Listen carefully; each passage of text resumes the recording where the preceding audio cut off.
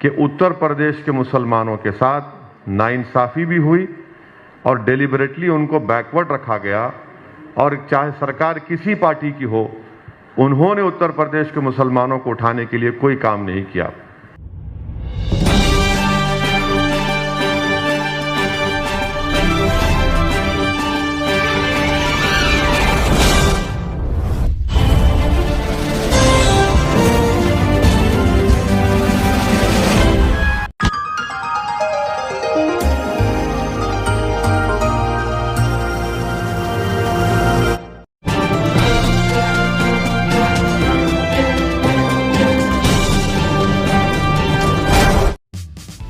Please subscribe our YouTube channel TVS World News and click on bell icon for getting notification of our videos. आपने सुन लिया कि उत्तर प्रदेश के मुसलमानों का क्या हाल है। मैं उन तमाम डेटा को दोहराना नहीं चाहता हूं, मगर एक दो बातें शायद आमिर भाई थोड़ा बोलने से जल्दबाजी में शायद मिस हो गई। उसमें यह कि मुस्लिम ओबीसी समाज का जो डेटा है गवर्नमेंट एम्प्लॉयमेंट में, उनको भी उसमें शेयर नहीं मिल रहा है। जो मुस्लिम ओबीसी को रिजर्वेशन मिलता है, जो आप देखेंगे रिपोर्ट के पेज नंबर 15 पर है, उसको आप देख लीजिए। और पेज नंबर 16 पर एक और बात जिसका जिक्र मैं करना ज़रूरी समझता हूँ, वो ये है कि 1834 जो यूनिवर्सिटी टीचर्स काम कर रहे हैं स्टेट यूनिवर्सिटी में, स्टेट यूनिवर्सिटी जो उत्तर प्रदेश में है, उसमें से सिर्फ 57 मुसलमान हैं, यानी 3.11। और जो 727 असिस्टेंट प्रोफेसर्स जो यूपी हायर एजुकेशन कमीशन है, जिसमें से 149 पोस्ट ओबीसी के लिए रिजर्व्ड है, उसमें से सिर्फ 4.6% मुसलमान हैं। तो ये दो तीन चीज़ें थी, आप ज़रूर, और हमारे जर्नलिस्ट दोस्तों को शौकत साहब और आसिम अख्तर साहब ने आपके व्हाट्सएप नंबर पर इस रिपोर्ट को भिजा दिया है। और जो हजरात को ये रिपोर्ट नहीं मिली, जो मुअज़्ज़िज़ हजरात आए हुए हैं, अगर आप अपना नंबर हमारे ज़िम्मेदारों को दे दें तो इंशाल्लाह वो रिपोर्ट आपको व्हाट्सएप पर हम लोग रवाना कर देंगे। और फिर इसको AIMIM के वेबसाइट पर भी हम इस रिपोर्ट को डालेंगे। एक इंटरिम रिपोर्ट है और चैप्टर्स की रिपोर्ट इंशाल्लाह 30 जनवरी को आएगी। आखिर में मैं सिर्फ यही बताना चाह रहा हूं कि ये डेटा साफ तौर पर बताता है कि उत्तर प्रदेश के मुसलमानों से अपीजमेंट नहीं हुआ है। उत्तर प्रदेश के मुसलमानों से, जो हिंदी का वर्ड है, अगर मुझे माफ़ कर दिया मैं गलत कह रहा हूँ, तुष्टीकरण जो कहते हैं, वो नहीं हुआ है, बल्कि उत्तर प्रदेश के मुसलमानों का एक्सप्लॉयटेशन हुआ है, डेलिबरेट डिस्क्रिमिनेशन हुआ है, और इसके जिम्मेदार सब पॉलिटिकल पार्टीज हैं। तो ये डेटा, ये रिपोर्ट निकालने का ये बुनियादी मकसद था कि एक तो पूरी पॉलिटिकल पार्टीज को और सरकार को मालूम हो जाए कि उत्तर प्रदेश की सबसे बड़ी माइनॉरिटी जो आबादी में 19% उनका शेयर है, ये उनकी बदहाली का फिगर है, उनको आईना दिखाना था। और हम ये डिमांड करते हैं कि उत्तर प्रदेश के मुसलमानों के डेवलपमेंट के लिए स्कूल्स ज़्यादा खोले जाएं, ताकि इनका जो ड्रॉप आउट रेट है एजुकेशन को आते आते, वो उसको कम से कम उसका आधा तो रहे। ये तो माने 4% क्या बताता है। बैंक ज़्यादा खोले जाएं मुस्लिम इलाकों में। तीसरे ये कि जो अगर उत्तर प्रदेश से जो माइग्रेशन होता है, पलायन होता है, जो लोग बाहर जाते हैं, उसमें 51% मुसलमान सबसे ज़्यादा जाते हैं प्रदेश को, उत्तर प्रदेश को छोड़कर। उनके लिए सरकार कोई स्कीम नहीं बनाती है। ये 3-4 चीज़ें हैं जिसके ऊपर हर पॉलिटिकल पार्टी को सोचना ज़रूरी है। तो ये एक मकसद था इन 3-4 अहम चीज़ों को सामने लाने का। मैं बहुत सी बातें पॉलिटिकल कर सकता हूं, मगर जब हमारे जिम्मेदार स्कॉलर्स यहाँ बैठे हुए हैं, उन्होंने डेटा के ज़रिए उन तमाम बातों को बता दिया, कि उत्तर प्रदेश के मुसलमानों के साथ नाइंसाफ़ी भी हुई और डेलिबरेटली उनको बैकवर्ड रखा गया, और चाहे सरकार किसी पार्टी की हो, उन्होंने उत्तर प्रदेश के मुसलमानों को उठाने के लिए कोई काम नहीं किया और सिर्फ डराकर, फुसलाकर या उनका खौफ दिलाकर वोट हासिल करते रहे। तो ये तब्दीली अब आनी चाहिए और इस रिपोर्ट को हम उत्तर प्रदेश की जनता के सामने पेश करेंगे। उत्तर प्रदेश के उन सेकुलर जहन रखने वाले लोगों के सामने ये रिपोर्ट जाएगी, उत्तर प्रदेश के मुसलमानों के पास ये रिपोर्ट जाएगी और वो इस बात का फैसला कर लें कि कौन उनको इस्तेमाल कर रहा है, कौन उत्तर प्रदेश के मुसलमानों को उनका वोट लेकर उनको दबाया जा रहा है और कौन वोट कटवा भी है। ये डेटा इन तमाम बातों, इन सवालों का जवाब देगा। मुझे इस पर और ज़्यादा बोलने की ज़रूरत नहीं है। मैं बेहद शुक्रगुजार हूँ कि आप लोग अपना कीमती वक्त निकाल कर आए, ख़ास तौर से हमारे मीडिया हजरात का, कि आप अपना कीमती वक्त निकाल कर करीब सवा घंटा यहाँ पर 1.5 घंटा बैठे रहे। तो मेरी हमारे जो मीडिया के दोस्त हैं उनसे मेरी गुजारिश है कि अगर आपको कुछ सवाल करना है तो जाहिर है आप जो चाहे सवाल कर सकते, मगर मेरे लिए बाइज़े इज़्ज़त और फ़ख्र की बात होगी अगर आप इस रिपोर्ट पर भी कुछ सवाल कर लें। अगर आपको कुछ पूछना है तो ज़रूर पूछिए।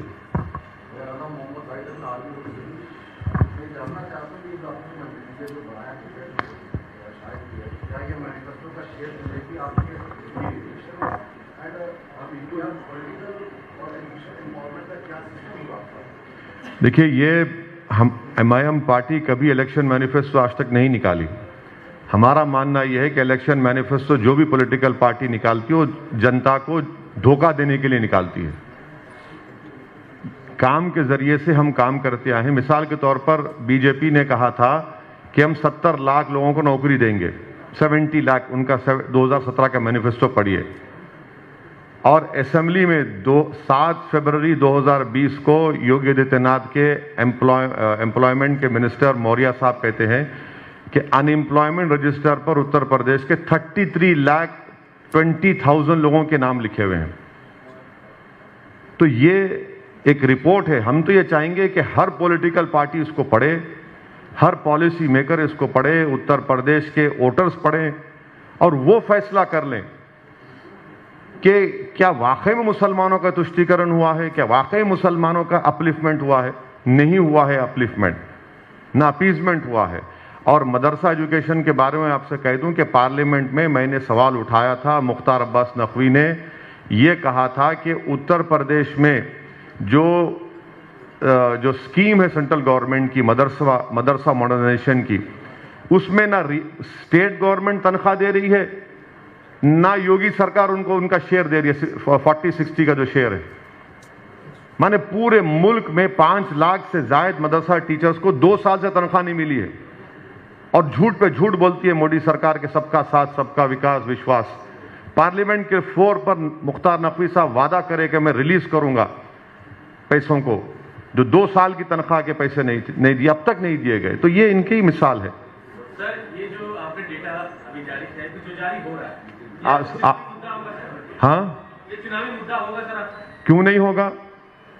बिल्कुल होगा, बिल्कुल होगा, क्योंकि ये तो कोई हवाई फायरिंग नहीं है ना, ये तो कोई झूठ नहीं है। और इसको ये तो ये हमारी रिक्वेस्ट पर इन तमाम स्कॉलर्स ने, जो वर्ल्ड रिनाउंड स्कॉलर्स हैं, मैं इनका शुक्रगुजार हूं कि उन्होंने कि मुझ जैसे हकीर की इस रिक्वेस्ट को कबूल किया। मकसद ये है कि जनता को मालूम हो, खास तौर से माइनॉरिटीज को मालूम हो कि कैसे उनको इस्तेमाल किया जा रहा है। सिर्फ डरा फुसला कर और उनको धोखा देकर इस्तेमाल किया जाए। यकीनन हम जब चुनाव होगा तो इन चीज़ों को सामने रखेंगे, क्योंकि अक्सर ये हमारे पॉलिटिकल अपोनेंट्स MIM पार्टी के बारे में बोलते हैं कि ओवैसी जज्बाती तकरीर करता। अब ये जज्बात क्या है? फिर ये डेटा क्या बोल रहा है? क्या बोल रहा है ये? इसका जवाब है कोई समाजवादी के पार्टी के पास, BSP के पास, BJP के पास? ये तो मैं अपने घर बैठकर नहीं बनाया हूं ना। ये सच्चाई उनको चीखे मार मार कर कह रही है कि उत्तर प्रदेश के मुसलमानों से नाइंसाफी हुआ है। ये आईना दिखाता है ये रिपोर्ट उन तमाम लोगों को, और ये बहुत सालों के बाद ये रिपोर्ट आई है जो स्टेट स्पेसिफिक है। Sachar committee, Kundu committee, Ranganath Mishra commission, वो पूरे मुल्क के लिए थी। ये स्टेट स्पेसिफिक एक रिपोर्ट है। ये सर चुनावों से पहले, ठीक पहले, हाँ, टाइमिंग पर भी सवाल उठेंगे कि हाँ बिल्कुल बिल्कुल, क्या करती थी 2 साल पहले? हाँ बिल्कुल, टाइमिंग ही असल चीज है पॉलिटिक्स में। पॉलिटिक्स इज क्या है? पॉलिटिक्स जो है सही वक्त पे सही फैसला लेना है। बिल्कुल, तो ये सही वक्त है जब आप सब मिलकर, माने पॉलिटिकल पार्टीज मिलकर सबके सामने बुरा बनाकर मुसलमानों को पेश करते हैं। एक तरफ बीजेपी जो बोलते हैं ना अंग्रेजी में डॉग विजुअल पॉलिटिक्स इस्तेमाल करती है, और दूसरी तरफ ये जो अपने आप को सेकुलर बोलते हैं वो इस तरह की बात मुसलमानों से करते हैं। तो भाई ये बताइए फिर आपने क्या किया? आप सबको मौका मिला ना सत्ता करने का उत्तर प्रदेश में। बीएसपी को मिला, कांग्रेस को मिला, सपा को मिला, बीजेपी को मिला। तो ये जो बदहाली है ये तो 5 साल पुरानी नहीं है ना। ऐसा नहीं है कि 5 साल में हुई, तो एक सिलसिलेवार है। 1999 से डेटा इसमें है। तो गिरते जा रहे हैं, हर चीज में गिरते जा रहे हैं। सर खुर्शीद अहमद टीवी भारत से, जिस तरीके से उत्तर प्रदेश में आपने डेटा जारी किया है, तेलंगाना में भी क्या मुसलमानों के हवाले से इस तरीके से डेटा? तेलंगाना के लिए एक मिनट सुनिए। पहला सर, तेलंगाना के लिए मैं आपसे रिक्वेस्ट करूंगा, सुधीर कमीशन की रिपोर्ट आप पढ़िए। उस रिपोर्ट को आप पढ़िए जिसके मेंबर आमिरुल्लाह खान साहब थे, उस रिपोर्ट के मेंबर वेंकट साहब भी थे, उस कमेटी के मेंबर शाबान साहब भी थे। उस रिपोर्ट को जरूर पढ़िए, और उसमें से बहुत से चीजें इंप्लीमेंट हुई, और बल्कि उस रिपोर्ट में एक स्पेसिफिक कई इलाके का जिक्र किया था। इसमें भोलकपुर मुशीराबाद का नाम का था। वहां पर जाकर इस कमेटी मेंबर्स ने कहा कि वहां सीवरेज लाइन नहीं है, वाटर लाइन नहीं है। आज आप जाकर देखिए, वहां पर हमारा MIM का कॉरपोरेटर है, उन्होंने वहां पर 10 करोड़ के सिर्फ सीवरेज लाइन डलाए और 10 करोड़ की वाटर लाइन डलाई। इस रिपोर्ट के आने के बाद हम सरकार के सामने बोले देखो ये रिपोर्ट है, तो फौरन तेलंगाना के CM KCR ने कहा कि यस असद भाई इसको करना है, क्योंकि वो इलाका हैदराबाद का सबसे गरीब स्लम था। आप लोग गए थे फिजिकली वहां पर, कमेटी के मेंबर्स। दूसरा सवाल क्या था? दूसरा सवाल यह है कि जिस तरीके से सीएम ने मथुरा के ऊपर स्टेटमेंट दिया, अब बनारस के घाटों पर एक पोस्टर लगा है जिसमें कहा गया है कि गैर हिंदू घाटों पे पिकनिक स्पॉट न बनाए। इस पे क्या कहना है? तो इस पे बोलने की क्या जरूरत है? यही तो बीजेपी कर रही है, नफरत फैलाना चाहती है। उस्ताद बिस्मिल्लाह खान का नाम तो नरेंद्र मोदी ले लिए, तो उस्ताद बिस्मिल्लाह खान बांसुरी नहीं बजाएंगे। नाम तो ले लिए, मगर ये क्या पोस्टर है फिर? ये सब सरकार कर रही है, नफरत फैलाना मुसलमानों के खिलाफ। अरे इस पर बात करिए ना, आपने क्या किया मुसलमानों के लिए 5 साल में, बताइए। आप तो बोलते कि appeasement for none, justice for all BJP कहती है ना, तो फिर ये क्या है बताइए? फिर आपने क्या क्या क्या जस्टिस किया मुसलमानों के साथ? तो सिर्फ नफरत फैलाना इनका काम है। तो मेरे भाई ये फिर क्या है? अगर national development minority finance corporation में 19% मुसलमानों की आबादी है, और आप उनको क्या देते हैं भैया? 20 करोड़ रुपए एंटरप्रेन्योर्स के लिए, जबकि उत्तर प्रदेश में इतना स्किल्ड मुसलमान है आपके पास। आपने उनका ड्रॉप आउट रेट कंट्रोल करने के लिए क्या किया? आपने ग्रेजुएशन में उनका हेल्प करने के लिए क्या किया? आपने सेल्फ एम्प्लॉयमेंट में क्या किया? आपने कितने बैंक्स खोले, कितने ATM खोले? आप तो खोल रहे ही नहीं ना कुछ भी। आपको मालूम कि सर उत्तर प्रदेश में 2% मुसलमानों के पास भी 5 एकड़ जमीन, 2 एकड़ जमीन नहीं है। 1.70 Muslims have only less than 2 एकड़ जमीन नहीं है। अच्छा, 58% मुसलमानों के पास जमीन नहीं है। कहां गई जमीन फिर? क्यों नहीं देते फिर आप? यही मुद्दे हैं मुसलमानों के, ये असल मुद्दे हैं जस्टिस के, डेवलपमेंट के, पॉलिटिकल एम्पावरमेंट के। इसलिए MIM पार्टी हिस्सेदारी की बात कर रही है। अब आप दूसरों को पूछना, पूछ लीजिए, दूसरों को पूछ लीजिए। तो रूट मैप तैयार कर लिया है आपने मुसलमानों के लिए यहाँ पे? कौन है सर? मैं शुरुआत नकदी भारत समाचार। देखिए, ये रूट मैप नहीं है, ये एक अपलिफ्टमेंट और इनजस्टिस की रिपोर्ट है, और उसका इस इनजस्टिस को खत्म करने के लिए इन तमाम जो सब्जेक्ट्स और चैप्टर्स पर जिम्मेदारों ने, स्कॉलर्स ने काम किया, उसके ऊपर इंप्रूवमेंट करना है और हम इसके ऊपर बात करेंगे, बोलेंगे। सर एक सवाल, पॉलिटिकल सवाल है जी। आपने गोलीबारी ऐप को लेकर अपनी कई सभाओं में बोला हुआ है। ऐसा ही एक ग्रुप है, व्हाट्सएप ग्रुप है, जिसमें हिंदू कॉन्स्टिट्यूट नाम की बातें कही जा रही है। हिंदू कॉन्स्टिट्यूट, हाँ, बिल्कुल उसको बंद करना चाहिए और जो भी कर रहा है उसको गिरफ्तार करना चाहिए। इस पर कोई कॉम्प्रोमाइज होना चाहिए, बिल्कुल स्ट्रांग एक्शन लेना चाहिए। जो भी है उनको पकड़ना चाहिए, उनको अरेस्ट करना चाहिए। पंजाब में प्रधानमंत्री के दौरे को लेकर के बड़ा इशू चल रहा है, कोई कह रहा है सुरक्षा में। कौन है भाई आप? मेरी लाइट। मैं शबाब हूं न्यूज़ 18 से। हाँ, प्रधानमंत्री मोदी के दौरे को लेकर के देखिए मेरा बोलना यह है कि प्रधानमंत्री की सिक्योरिटी की ब्रीच हुई है, नंबर 1। सेकेंडली, जो सोशल मीडिया पर सिखों के खिलाफ जो नफरत फैलाई जा रही है सिक्योरिटी की ब्रीच के बाद कि तुमको 84 याद दिलाएंगे, वो स्ट्रांगली कंडेम करना चाहिए। वो सरकार का मामला है ना, एसपीजी और स्टेट गवर्नमेंट का मामला है, मगर सिखों को क्यों बीच में लेके आ रहे हैं इसमें आप? इसको भी कंडेम करता हूं मैं। वैसे जी एक सवाल ये, अभिषेक मिश्रा आज तक से आप मुसलमानों की भागीदारी की बात कर रहे हैं, वोट जो आप सामने रख रहे हैं, लेकिन मुफ्ती जी चुनाव में आपकी स्थिति क्या होगी? क्या आप गठबंधन को जा रहे हैं, अकेले रहेंगे? फिलहाल स्थिति आपकी क्या है? नहीं, आप थोड़ा रुक जाइए अभिषेक भाई, आपको ब्रेकिंग न्यूज देंगे थोड़े दिनों में। गठबंधन कर रहे हैं, मान ले। नहीं, अभी तो वक्त तय करेगा ना। चेहरे की मुस्कुराहट क्या रही है सर? अरे मैं हमेशा मुस्कुराता रहता हूं, आपको मेरी मुस्कुराहट से भी फिक्र क्यों हो रही है? खुशी बता रहे हैं क्या? नहीं सर, ऐसा नहीं है। देखिए मैं हमेशा हर हाल में खुश रहता हूं, हर हाल में खुश रहता हूं, क्योंकि मेरा काम मेहनत करना है, बाकी का ऊपर वाले के हाथ में है।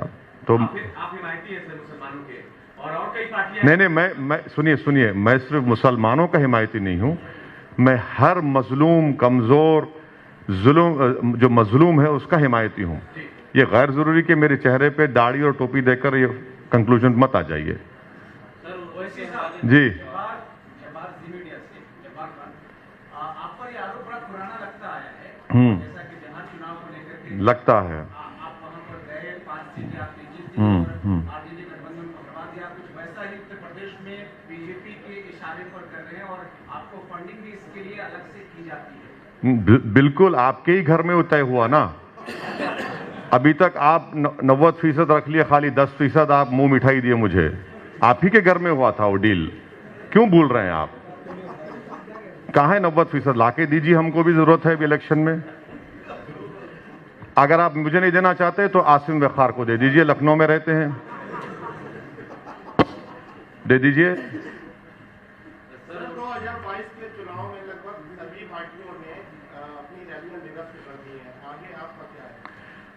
देखिए, ये अगर प्रशासन इजाजत देता है तो हम करेंगे। आप ये देखिए कि सितंबर में यूनाइटेड किंगडम ने, अमेरिका ने सितंबर 2020 में इन्होंने बूस्टर शॉट का ऑर्डर दे दिया था और इनको ये मालूम हो गया था कि थर्ड वेव या जो भी ओमाइक्रॉन हो, जो भी आएगा। हमारी सरकार कब ऑर्डर देती है भाई? बायोलॉजिकल ई को 1400 करोड़ हमने कब दिए पूछिए? कब दिया आपने? आपने दिसंबर में दिया। और 15 जनवरी के बाद ही, जिसको गवर्नमेंट बोल रही प्रिकॉशनरी शॉट बोल रही उसको, वो सिर्फ इमरजेंसी ऑथराइजेशन के लिए होगा, हमारे हेल्थ वर्कर्स पे होगा, और जो 60 साल के ऊपर है, फिर देश की पूरी जनता क्या करेगी? यानी हम खाक हो जाएंगे तुमको खबर होने तक। जो गलती मोदी सरकार ने सेकेंड वेव में से पहले की थी, अब कर दी है गलतियों, वो सबक नहीं हासिल किए सेकेंड वेव के बाद। अब जितना भी जो बायोलॉजिकल ई का एक है, सीरम का एक वैक्सीन है, और आपके कोवैक्सीन का एक नेजल वैक्सीन है, और mRNA का पुणे का है, ये सब कब आएंगे पूछिए बीजेपी वालों से। कब जनता को लगेंगे पूछिए? प्रिकॉशनरी बोलिए, बूस्टर शॉट बोलिए, कब लगेंगे? अगर आप वो कर देते तो हम इस थर्ड वेव को थोड़ा बहुत रोक पाते। सर, उर्दू के हवाले से एक सवाल है कि UNI न्यूज एजेंसी बड़ी है, उर्दू को नष्ट करती है, मरकजी हुकूमत बड़ा बजट देती थी, वो कम हो गया। उत्तर प्रदेश में नया दौर एक मैगजीन उर्दू का निकलता था, वो गुज़िश्ता 1.5 बरस से बंद है। उत्तर प्रदेश में कई उर्दू मीडियम स्कूल हैं जो बंद हो चुके हैं और उसमें टीचर्स नहीं हैं। आज जिस तरीके से कहा जाता है, मेरे भाई आप ये देखिए, जो बंद हो रहे हैं ना, ये तो 5 साल से चल रहा है ना सिलसिला बंद होने का। तो आपको पूछना चाहिए सवाल अखिलेश यादव को, जिसके ख्वाब में श्री कृष्ण आकर कह दिए कि अब आप बन गए मुख्यमंत्री। इनसे पूछिए कि भाई आपके ख्वाब में ये स्कूल नहीं आते क्या? आपके ख्वाब में उर्दू की डेवलपमेंट नहीं आता है क्या? आपके ख्वाब में सिर्फ मुस्लिम वोट नजर आता है आपको, एक गुलाब जामुन की तरह के खा लो इसको और भूल जाओ। तो यही तो हम कह रहे हैं कि बिल्कुल सही है। उर्दू तो मुसलमानों की जबान नहीं है ना, उर्दू तो भारत की तहजीब का, कॉम्पोजिट कल्चर का एक बुनियादी हिस्सा है। यही उर्दू थी जिसने नारा दिया था इनकलाब जिंदाबाद आजादी की लड़ाई में। आपने इसको जोड़ दिया एक मजहब से, बिल्कुल गलत है, इसीलिए नाइंसाफी की जा रही। और कुछ सवाल तो नहीं, चलते हैं सर फिर। थैंक यू सर, बहुत शुक्रिया आप लोगों का, थैंक यू वेरी मच। आप तमाम का जो आए हाजरीन का शुक्रिया बहुत।